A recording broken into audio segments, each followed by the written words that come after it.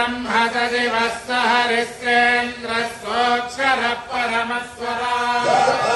पुष्पम् वेद पुष्पवान् प्रजावान् पशुमान् भवति चन्द्रमा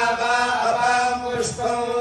पुष्पवान् प्रजावान् पशुमान् भवति एवम् वेद योपामायतनम् वेद आयतनवान् भवति निर्वा अपामायतनो आयतनवान्